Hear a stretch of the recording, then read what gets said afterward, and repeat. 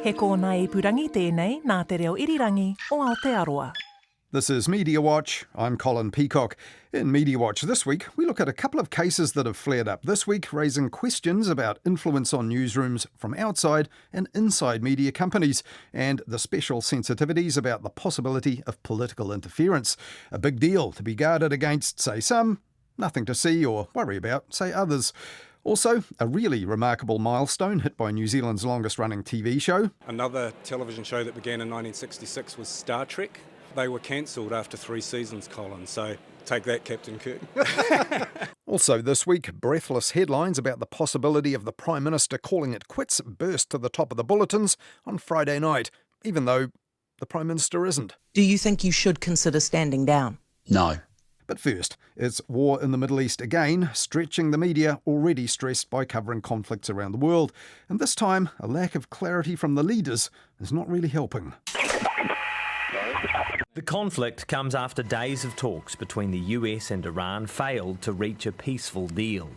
For several weeks, the US has been building up its military presence in the Middle East, but although Donald Trump has said the purpose is to stop Iran from developing a nuclear weapon, he had a clear message to Iran's people. When we are finished, take over your government. It will be yours to take. That was TVNZ's Q&A show at this time last weekend, and it was a tough time to kick off the weekly program because Israel and the US had just claimed that Iran's supreme leader had been killed in strikes overnight our time. Earlier, Donald Trump had recorded that announcement, telling Iranians to rise up against their government and take power, soon after warning them to stay indoors because bombs will be falling everywhere. He'd also claimed Iraq's weapons posed an immediate threat to the US, though he gave no convincing evidence of any. On Monday, the US Secretary of State Marco Rubio told reporters the threat was that Iran might have attacked them if its own ally Israel had attacked Iran first. Obviously, we were aware of Israeli intentions and understood what that would mean for us, and we had to be prepared to act as a result of it. But this had to happen no matter what. More circular logic there that confounded the media, but it seemed to make perfect sense to the US president, who took it full circle. So if anything, I might have forced Israel's hand, but Israel was ready and we were ready, and we've had a very, very powerful impact. But Donald Trump was not the only leader to confuse his citizens with his nation's position on the war, as we'll hear. And in the US, part of the problem was the way the president engaged, or didn't, with the media there. The president's messaging, aside from the White House messaging being confused, it just kind of came out in dribs and drabs. He posted videos to social media, and the president has been talking on the phone, giving these short interviews to select reporters. So it's just kind of been piece after piece of information. And last Wednesday, more of that confusing circular logic. The president candidly said they have other leaders in mind for Iran, though many had perished in the raids already, along with Ali Khamenei, who was confirmed dead like this on Iranian state TV.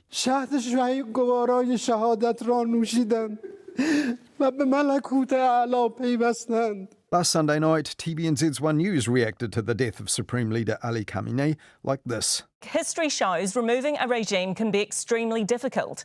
The Supreme Leader, in charge since 1979. But the Supreme Leader of the revolution 47 years ago was actually Khamenei's predecessor, Ayatollah Khomeini. Though One News was not wrong for long, as Melissa Stokes said in her following report, Ali Khamenei came to power 10 years after the revolution. But CBS News in the US made a more careless mistake, promoting its 60 Minutes interview with another mooted future leader of Iran, the son of the late Shah, who was deposed and exiled by the Islamic Revolution in 1979. Online, CBS said the interview would be addressing regime change and what happens to Iran's nuclear weapons. But Iran doesn't have nuclear weapons that we know of, and whether they might or might be trying to make them is a major bone of contention.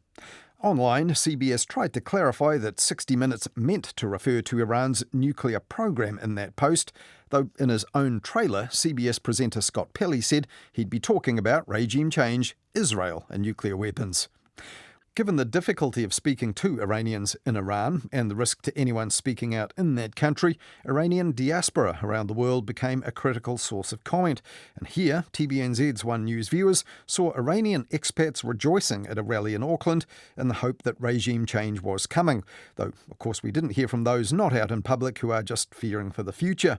And when RNZ's afternoon host Jessie Mulligan asked the Iranian-born New Zealand barrister Samira Tagavi, she was determined to say this. A message from people in Iran, then especially my friends, even family, they all have said if the price to pay to get rid of this regime and see a democratic society in Iran is for our lives to be lost as a civilian fatality, this is a very small price to pay for the next generation not to live what we have been through for the past 47 years. The people are ready in Iran to pay the price. Though few of them would care about New Zealand politicians trading barbs about all this stuff, as Police Minister Mark Mitchell did in his regular Wednesday morning appearance on News Talk ZB. I had to sit in the House yesterday and listen to Chris Hipkin's sanctimonious speech, and this is from a guy who probably calls for Medica who gets a paper cut. But what the Police Minister really wanted ZB listeners to know was what he witnessed in his previous career as security specialist in post-war Iraq years ago. It was dealing with morality death squads sponsored by Iranians who were targeting mainly women and LGBTQ community. And if I can just give you one very graphic example, I'm sorry, listeners, turn the radio off now if you don't want to hear this. But don't do that. It's important, Mike. No, don't turn the radio off is what I'm saying. Don't tell the story. Yes, okay, don't turn the radio off. Well, it wasn't a nice story to hear, but what Mark Mitchell really wanted ZB listeners to take away was this. Just make no mistake about who we're dealing with here, and so we should be fully behind the fact that now the Iranian people have got an opportunity to get a government in place that gets them on a pathway to the sort of freedoms that we have and that we enjoy. Right, brief break. More in a moment. Mark Mitchell, Jenny Anderson, 15 past. But after the ads, host Mike Hosking moved on from the topic altogether, and that was a shame because after Saddam Hussein and his Ba'ath Party were toppled by the US in Iraq in 2003, it wasn't replaced by a regime that was able to curb the chaos that followed. New Zealanders stranded in the region today were also, naturally, a focus for our news media, whether they were making a break for the Saudi border in a car across the desert, like this guy. We're still alive and kicking to a new destination out of this pit, but we don't know yet. We're only halfway across. With Qatar's airspace closed, Aucklander Lyndon Urquhart drove 7 hours through the desert from Doha to Saudi Arabia. He spoke to us from Riyadh's airport. But we turned up at the counter just saying that we want a ticket anywhere really in Europe to get out of this place. But others were alarmed and inconvenienced, but mostly safe and comfy, like RNZ's own governor, Brent Impey. We're all put on buses and not knowing where the buses were going, and half an hour later turned up at this quite nice hotel, sitting here and spending time in the gym. And here there were plenty of headlines about the possible effect on prices at the pump and our KiwiSaver balances.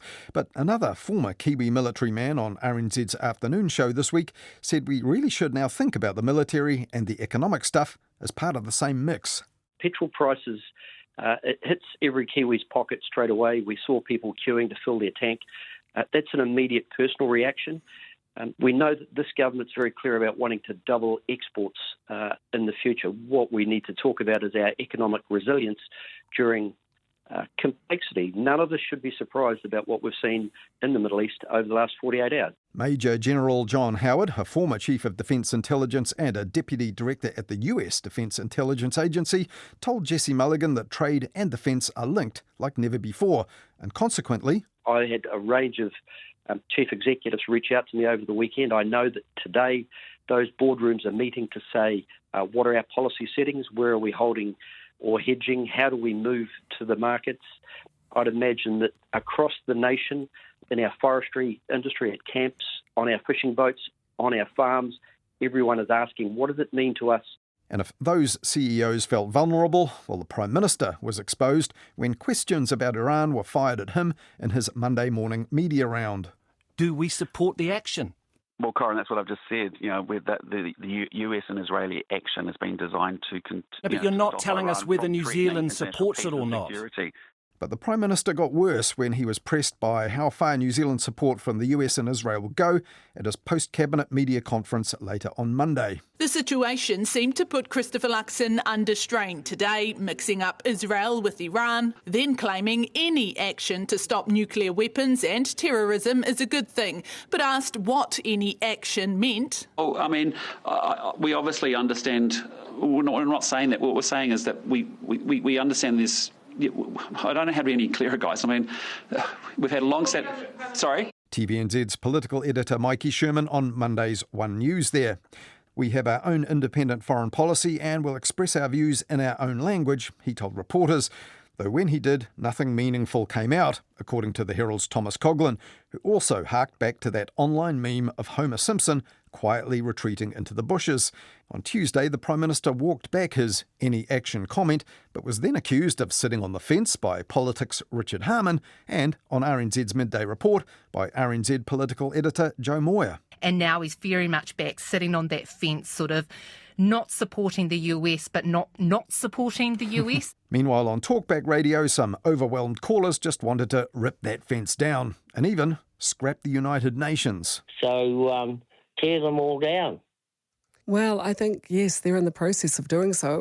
And the next caller to ZB's Kerry Woodham had an even stronger scorched earth policy. Why not just drop a nuke on it? If you're going to be that ugly, you might as well just nuke the place and start all over again. Because I think just slowly killing people off, murdering kids and women, it's obscene. Now, Kerry Woodham pushed back at that caller with this message. Hey, Johnny. Yeah. The washing machine cycle might have ended. You might like to go back to the diapers. News Talk ZB, it's 9:22. That's a rather odd insult there, though, as the US and Israel carry on bombing and the Iranian Revolutionary Guard vows to open the gates of hell, caller Johnny might not be the only one needing nappies if he's following developments via the media.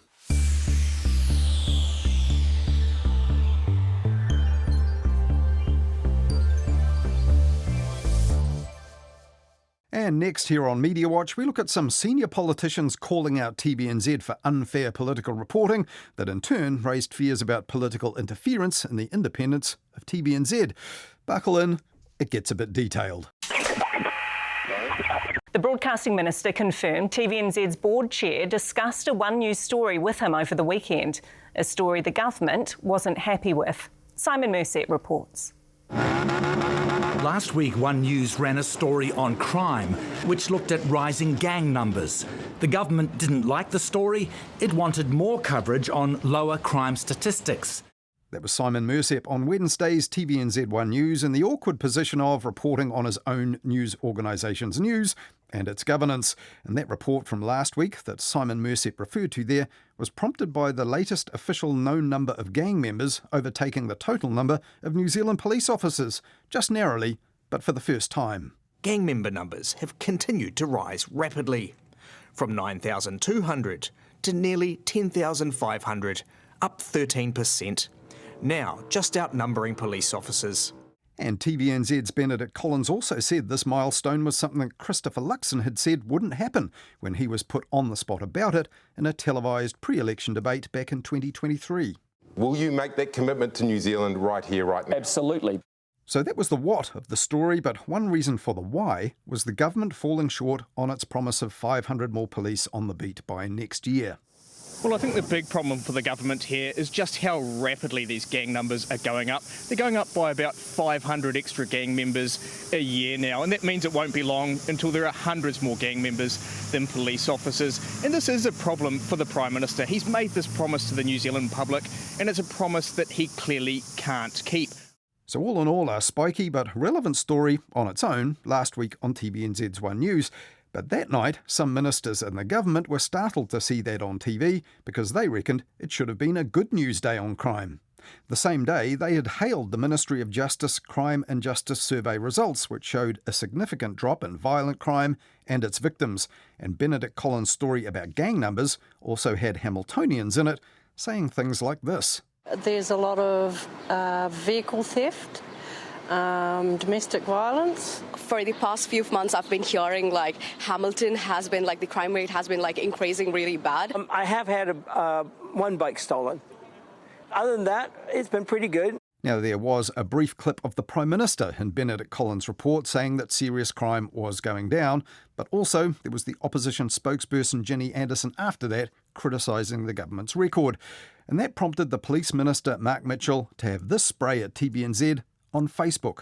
Absolutely unbelievable that on a day that the government announces 49,000 fewer victims of violent crime and a 22% decrease in serious repeat youth offending, One News chose to instead engage in unbalanced journalism by running a story about gang membership with none of the context around the outstanding work our police are doing in cracking down on gangs. Pretty strong language there from the Police Minister, and it was endorsed on Facebook as a must-read by his colleague Chris Bishop.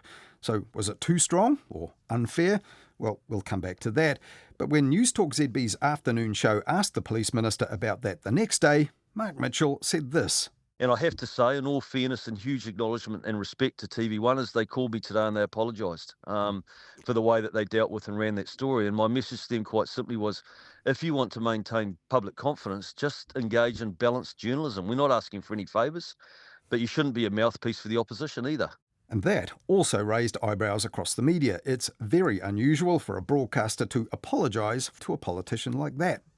Now, on Tuesday this week, the story fired up again when Benedict Collins appeared on One News at 6 again, and this time he did report those good news reduced crime figures. The government's crime updates come thick and fast. Every few months they let us know how they're tracking. Last week, the latest. And the good news is that we are tracking well ahead of those targets. We can see that there have actually been 49,000 fewer victims of serious violent crime.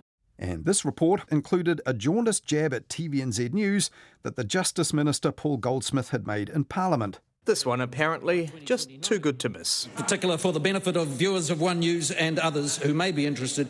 The latest figure is that there is 136,000 victims of crime, a reduction of 49,000. So in the end, those positive crime stats did get a good run on One News this week, but that was 5 days after they were first made public and the Police Minister had made public his criticism of TVNZ.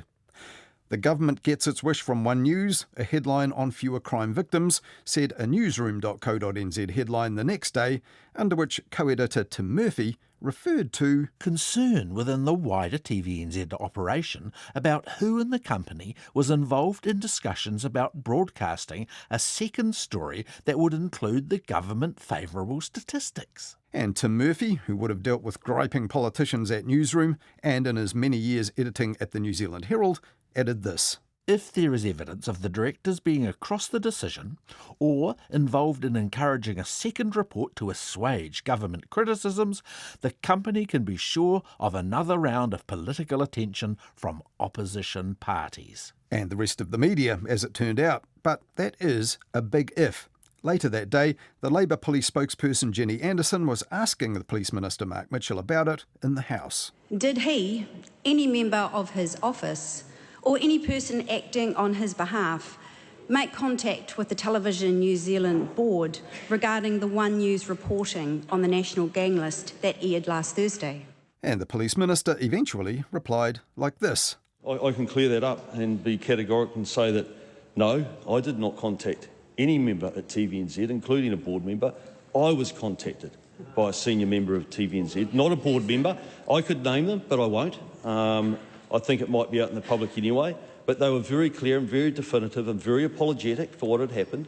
And by that time, it had indeed emerged that it was TVNZ's political editor Mikey Sherman who made that phone call. But the story did move on when Justice Minister Paul Goldsmith told reporters that the TVNZ board chair Andrew Barclay had called him last weekend, and the gang numbers story did come up. When the chair of the board rang me on a wide-ranging discussion around other issues, he raised it in passing. I didn't comment on it. I have not discussed the editorial matters with any members of the board, and I wouldn't. Now, Paul Goldsmith, of course, is also the Minister of Broadcasting, and he didn't say to reporters what had been said between him and the TVNZ chair. When Newsroom's Sam Sachdeva asked if it was appropriate for the board chair to have raised concerns about TVNZ coverage of the government in the first place, Paul Goldsmith said that would be a matter for the board to discuss. But did the TVNZ board discuss that? We'll come back to that. Now, at this point, you could be forgiven for thinking that only media and political party people could really care about what seems like a bit of an obscure line that might have been crossed. And it doesn't happen often that we know of, but if it does matter. The editorial independence of TVNZ is protected by law. The TVNZ Act of 2003 says no minister should interfere with news at the state-owned broadcaster. TVNZ's own editorial policy reinforces that with rules on influence from inside and out. This week, TVNZ said in a statement it was its choice to run that second story about declining crime stats last Tuesday, which the government felt TVNZ had ignored last week. And Simon Mersep summed it up on One News on Wednesday this way.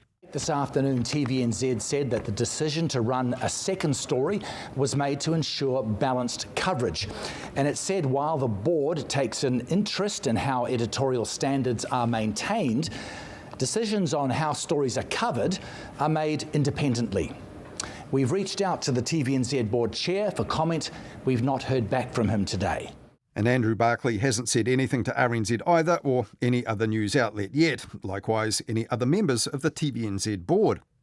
And the unanswered questions were still hanging on Wednesday night when RNZ show The Panel included a former broadcasting minister, Marion Hobbs. But it's a difference when it's the board to the minister. That begins to be a power imbalance that goes on, and it's also off the record. You can't see it. It's happening under the desk sort of style, and I just find that as dangerous. Now, the next day, last Thursday, it was the broadcasting minister, Paul Goldsmith, who was quizzed in the House about that phone call, and that yielded the memorable RNZ headline, "Minister says he may have grunted" at TVNZ chair, but it yielded not much else about improper influence. In the context of a board focusing on improving levels of trust and the issue that's been raised, I don't have a particularly strong view. You probably shouldn't have, but it's certainly not a major issue. But if TVNZ News did respond to pressure or instruction from within the broadcaster, as a result of complaints from government ministers to executives or governors, well, that would be a big deal, especially with an election coming up. On Friday, the New Zealand Herald quoted Chief Executive Jodie O'Donnell, who's also TVNZ's Editor-in-Chief, as saying there was no political or board interference. But she also told the Herald the chair, Andrew Barclay, had asked her, "Are you comfortable that we've maintained editorial standards?" Mediawatch asked to speak to CEO Jodie O'Donnell on Friday. TVNZ declined, citing a full dance card for her on the day that TVNZ released its latest financial results. But TVNZ did tell us that Jodie O'Donnell's view was that the positive crime stats could have been included in the otherwise accurate gang numbers story last week. TVNZ said she asked news leaders last Monday to look at that story, but the process was already underway, and that's where her role ended, according to TVNZ. So we also asked TVNZ, was the government's criticism of the gang numbers story also discussed by the TVNZ board members? And if so, was the board's response then communicated to the Chief Executive Jodie O'Donnell or the Broadcasting Minister, Paul Goldsmith? TVNZ said that Minister Mitchell's Facebook post was raised by board directors with the CEO, but board directors have not discussed the story with Jodie O'Donnell or given any editorial direction. TVNZ also told us that Jodie O'Donnell did not direct political editor Mikey Sherman to apologise to the Minister of Police last week, and she has not given reporters any instruction about that follow-up story last Tuesday or changing their approach to balance in future political reporting as a result of complaints about the original gang numbers story. Now, since that story first aired, much has been said about protecting editorial independence from politics. And on News Talk ZB, the Drive host Heather Duplessis-Allen this week said that was important, but in her view, in this case... The worst thing that's happened here is not the phone call, it's the bloody story, which was a shocker. Of course, the story was a shocker.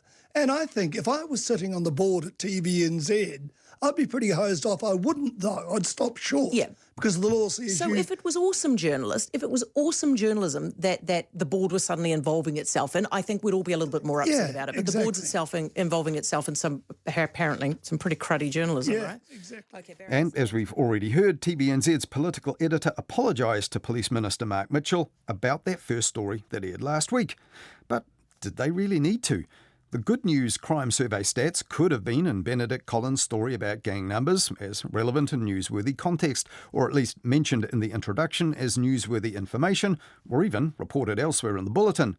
But news shows and their reporters have every right to zero in on an angle when they see one, and the gangs overtaking the cops for the first time was a legitimate one. And as Benedict Collins pointed out in his first report, it also reflected an ongoing trend. It also contradicted a previous promise from the Prime Minister, and it was tied to the parallel news story about police recruitment targets. And as Newsroom's Tim Murphy pointed out, the previous two Ministry of Justice surveys, which are just surveys and not hard police crime data, have also recorded significant falls in reported crime, and that meant that last week's results weren't necessarily bulletin-busting stuff, in his words, on their own. And TVNZ itself, interestingly, responded very differently when Benedict Collins' reports were criticised by a minister in the past. 2 years ago, David Seymour criticised a Benedict Collins story which featured one health advocate who, David Seymour said, had earlier criticised him. And TVNZ correspondent John Campbell was criticised by David Seymour for quoting and linking to a left-wing blog. Back then, TVNZ said this: "We are not asking for sympathy, but are asking for our politicians to respect the independence of our media so they can get on with their work." Now, as we heard earlier, the TVNZ Act safeguards TVNZ's editorial independence, saying no shareholding minister or any minister can give direction to TVNZ in respect of its programs, content, or any complaints about its content. This time round, Police Minister Mark Mitchell hasn't just criticised one story for lacking balance, but TVNZ journalism more broadly. So, could criticism like that count as giving direction to TVNZ? And likewise, TVNZ governors talking to ministers about its news reporting? That's a question for University of Otago public law professor Andrew Geddes. Well, Andrew, as we've heard, a lot of journalists talking about this story have been saying, the to and fro between ministers and journalists is pretty common. Ministers will pick up a phone to raise their unhappiness or their objections to some of journalists' reporting, and that doesn't seem to be undue influence. However, in this case, we also have the reporting being discussed by a board member, the chair of the TVNZ board, no less, talking to the broadcasting minister. In terms of the obligations under the TVNZ Act, does that get closer to the prohibition, if you like, on the direction of a broadcaster in its news and news gathering? The specific prohibition in the Act is on ministers issuing a direction to TVNZ regarding its editorial stance or a particular news story, etc. Direction isn't then defined in the Act, but in terms of the wider relationship of ministers to public sector agencies, a direction is something that is quite formal. It has to be like a formal requirement, you must do X. And so it's probably not a question as to whether the law has been breached here. Certainly the minister himself seems to have backed off once the issue was raised and recognised that, probably wasn't appropriate to discuss. It's more a question of, is this the sort of relationship we think the governing body of TVNZ ought to have with a minister? And is this the thing that we think the head of that governing body should be talking with the minister about in private, feeling that he needs to or ought to discuss it with the minister for some reason? If TVNZ has also said it's fairly common for board members to engage in and be interested in editorial standards and news gathering, doesn't that give them scope to discuss it? And maybe it wouldn't be the end of the world if they became aware of a minister's gripe that the board did discuss it, as long as their response wasn't to, direct or try and influence the news gathering in a way that would undercut TVNZ's independence. It's not exactly clear what the chair of the board would be able to say to the minister or would be able to get from the minister to relay back that would really be appropriate here. If it's to kind of gauge how upset the minister is and what sort of risk of blowback there is for the organisation, well, again, that's troubling because it would seem to indicate that, the board is worried that the way the news are, which ought to be independent and ought to be making its decisions based on editorial standards, there may be concerns how it's operating may harm the wider organisation in the future. there just seems to be something a little off with these issues being raised in that sort of informal, behind-the-scenes way, to the extent that it's notable that when it happened, it was the minister who basically seemed to call a halt to he recognised there's something that wasn't quite right going on here. There will be other public organisations, well outside the media sphere that have politically appointed boards, state-owned enterprises, Crown entities and so on. There must be fairly similar provisions about not having them directing or influencing the actual management as opposed to the governance, which is really the role of a board. So other pieces of legislation, such as the State-Owned Enterprises Act or the Crown Entities Act, do permit directions. So ministers can, on certain issues, say to the board, this is what we wish to happen. But those directions have to be given in writing, they have to be public, so you can see political decision-making has taken place, which is why when the word direction is used in the TVNZ Act, it takes on more of a formal kind of feel to it than simply seeking to influence in some form. Yeah, so, TVNZ's in the anomalous position of being a profit-making enterprise for the government. And so as a commercial entity, the government has a very strong interest in making sure that what it's doing and how it's operating and that, it's returning as much as it can, while at the same time running a independent editorial news gathering, news distribution network, which has to be kept well away from the government, and the government should have really very little to no say, however, over how it operates. In that discussion in the weekend, another thing that was raised was TVNZ's financials, with its latest financial results being announced on Friday. So, yes, its commercial activities were also part of the mix there.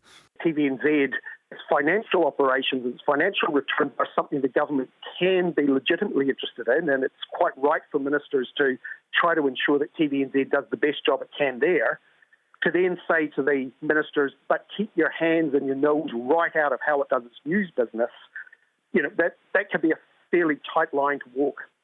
And when it comes to just the simple fact of a minister clearly disappointed by what he saw on television, in this case Police Minister Mark Mitchell, going onto Facebook and making criticisms of that one story, but also, TVNZ's unbalanced news journalism. Does that go beyond, in your mind, just expressing an opinion that most people would recognise as such? Again, I don't think it constitutes a legal direction. It raises this question of how ought ministers seek to express their disappointment or disagreement with how media is operating. Because, of course, there is a formal structure for those sort of complaints to be taken through and adjudicated and actually find out, is there anything to them, through the Broadcasting Standards Authority, as opposed to simply trying to put the pressure on that in the future media organisations might, think, better make sure we take the government side on this in case we get another slap on the wrist. University of Otago public law professor Andrew Geddes there, talking to me about legal guardrails to protect state-owned TVNZ from government interference in its news, and how to handle criticism and complaint from government ministers. And given that the government has formally instructed all of its state-owned media to lift lagging levels of public trust in them, it is of course in their interest too to ensure that they don't make that harder for the public broadcasters.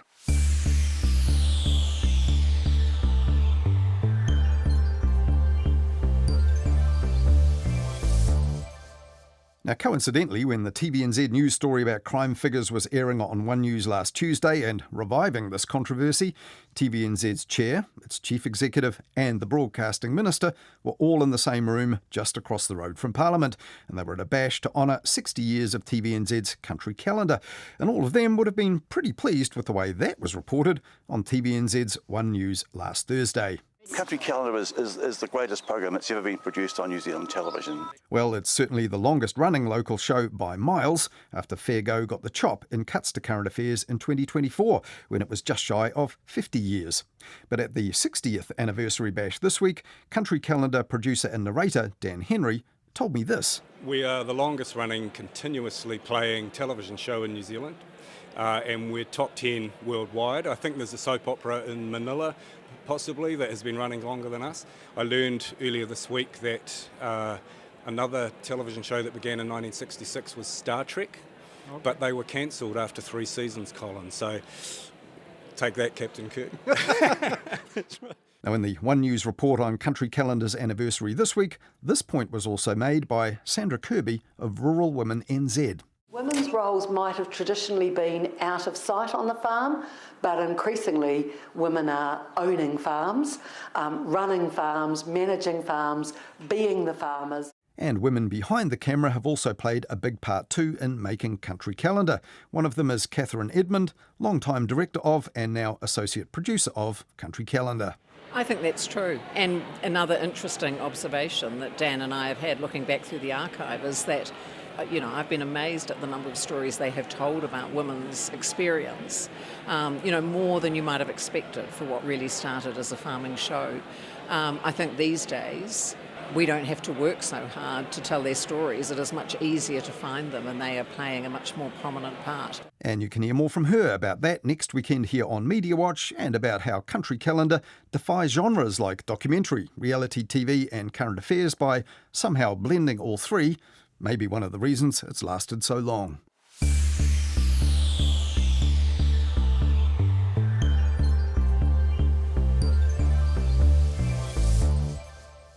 Earlier in the program, we heard how the possibility of outside or top-down influence on the news at TVNZ had raised questions.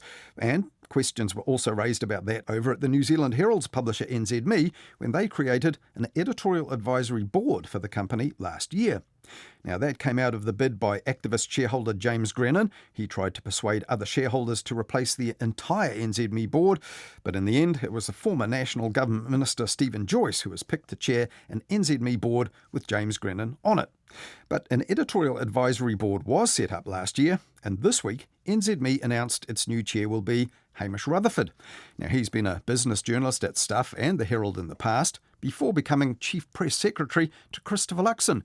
Indeed, he was often seen at the shoulder of Mr Luxon at media events until he left the Prime Minister's office late in 2024 to become a PR professional.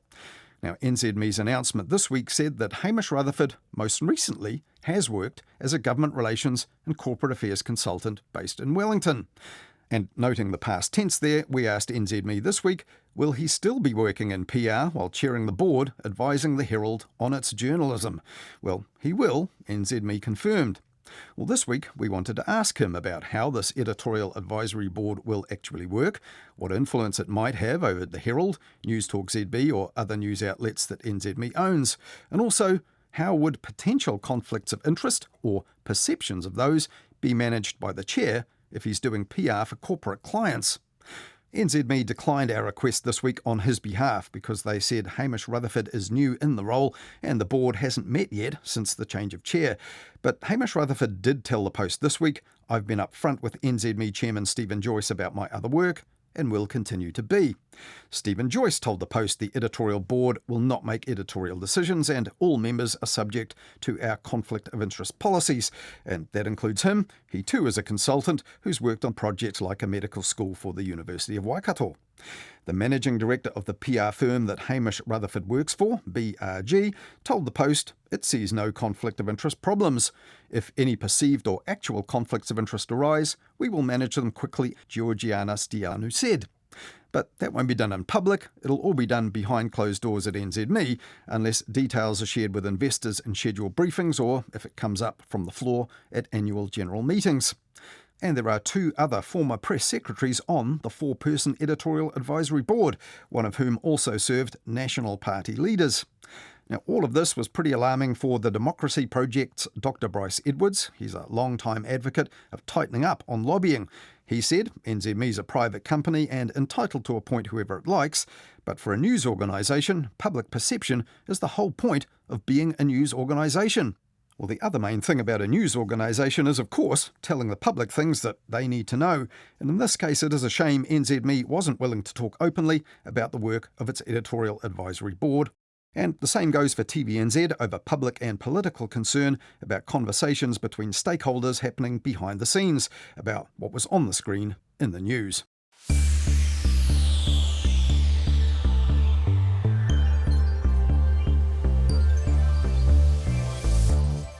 And speaking about stuff on the screen in the news that might alarm the government, last Friday, 3 News at 6 kicked off with this. The Prime Minister is said to be shaken by a horror poll out today. Well, it was actually a courier poll commissioned by the Taxpayers Union, but the National Party support falling in it had been making horror headlines all day for them. After the poll result leaked, reporters gathered reaction, columnists cranked out opinions on his leadership, and political editors had their say as well. Senior political correspondent Jenna Lynch says that in government, that is untenable. So the obvious question is, are Luxon's days as Prime Minister numbered? It's hard when you can't quite do what you're supposed to. Jenna Lynch on 3 News there against the backdrop of pictures of the Prime Minister with school kids armed with catapults, but misfiring with his one. Though by then the story was Christopher Luxon was not quitting. A fair bit of the 3 News report was filled with an unscheduled interview that the Prime Minister had just done on News Talk ZB to make that clear. Do you think you should consider standing down? No. Why not? ZB's Heather Duplessis-Allen then put it to the Prime Minister he wouldn't have hustled into their studio if all this hadn't mattered, would he? I appreciate the media may have got carried away through the course of the day in reacting to another public poll, of which there are many, and I'm just trying to give some perspective to it and some balance to it. Well, as we've heard today, he's not the first minister lately to say the media need a bit more balance. And Heather Duplessis-Allen told her listeners after that this time, the Prime Minister might just have managed that. What's happened for the last, 12 hours, we've all been awake and reading the newspaper, is it's just been winding itself up. Started with the Herald dropping the story this morning, what the poll result was going to be. Everybody started the phones ringing, they're winding each other up. He's come out, he said, I'm not going anywhere. And that's put an end to that. So I think that might be the smart thing to have done. And I think it basically puts everybody back in their boxes. What do you think? Well, I think she and the Prime Minister were probably right about the media amping up the possibility of something that now appears not to be imminent at all, but it still led the next ZB News Bulletin. Chris Luxon insists he is absolutely not considering standing down. And it was the lead in RNZ 6pm News too. The Prime Minister says he's absolutely not standing down following a horror poll result. And as we've heard, 3 News was raising the question right at the top of the PM's durability at 6pm as well. One outlet that didn't, though, was TVNZ's 1 News at 6. There was a story in its bulletin about a National Party person quitting, but not the Prime Minister. A former National MP and long-standing member of the party has left in disgust over the government's scrapping of pay equity claims. Dr Jackie Blue is now throwing her support behind the Opportunity Party. Here's senior political reporter Benedict Collins. We asked the Finance Minister and Nationals Deputy Leader Nicola Willis if she wanted to be interviewed or to provide a statement to respond to the story. Her office responded, thanks, but no thanks. Well, as we've heard elsewhere this week, TVNZ insists its news leaders make the call on what's news, not any governor or minister making phone calls about the news. But on Friday, TVNZ gave the Prime Minister and his ministers nothing much to complain about. And that's all for this week. Thanks so much for listening. If you have any thoughts for us or ideas for us to follow up, do get in touch. You can send us an email, mediawatch@rnz.co.nz, or even write us an old-fashioned letter and send it to Mediawatch, PO Box 123 Wellington. Catch you again for Midweek Mediawatch next Wednesday. In the meantime, follow Mediawatch and listen on any podcast app to make sure you never miss an episode.